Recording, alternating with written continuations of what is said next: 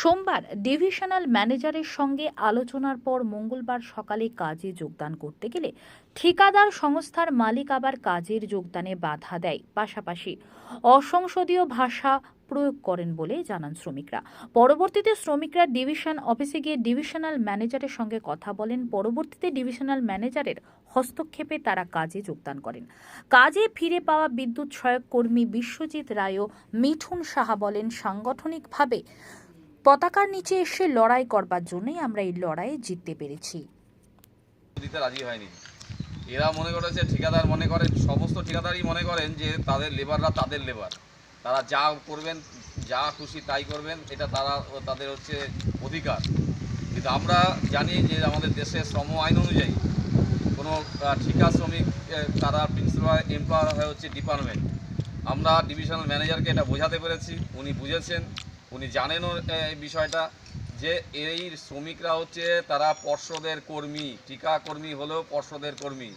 ঠিকাদাররা এদেরকে বের করে দিতে পারে না, এইভাবে হচ্ছে তাদের বিরুদ্ধে ব্যবস্থা নিতে পারে না, কিন্তু তারাও এখানে তারা করেছেন।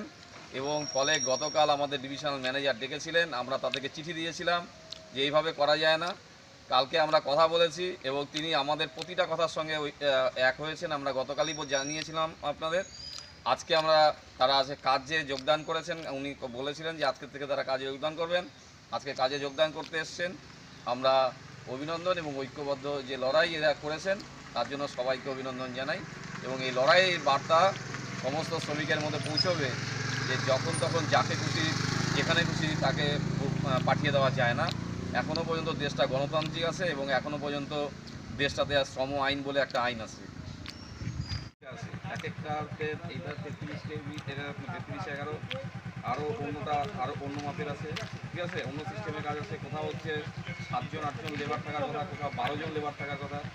সেইখানটায় দাঁড়ায় যদি তোমরা তোমাদের কোনো একটা ক্ষতি হয়ে যায়, আজকে শ্রমিক এই সময়কালে বলো তো তোমাদের মারা গেছে কাজ করতে গিয়ে, হ্যাঁ, কেউ কোনো ক্ষতিপূরণ পাচ্ছে বাড়িতে ক্ষতি তো তোমাদেরকে একটা কথা বলে আমি কথাটা কি বোঝাতে পারলাম? তোমাদের কোনো রকম আমাদের রাগ নেই। তুমিও একজন লেবার, ওরাও একটা লেবার, একই পর্যায়ে কাজ করো। তোমার সঙ্গে ওর কোনো তুমি এখানে আসো মালিকের কথা অনুযায়ী আসো, কিন্তু এটা যে আসা যায় না সেটা কালকে কিন্তু ওরা শুনে আসছে ওদেরকে। আর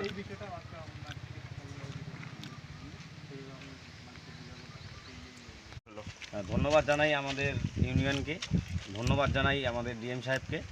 উনি আমাদের যেগুলা কথা ছিল, যেগুলা আমাদের বেআইনিভাবে আমাদের যে এখান থেকে অন্য সাবস্টেশনে দেওয়ার কথা ছিল, সেটাকে ডিএম সাহেব মানা করছে যে না, তোমরা এখানেই কাজ করবা।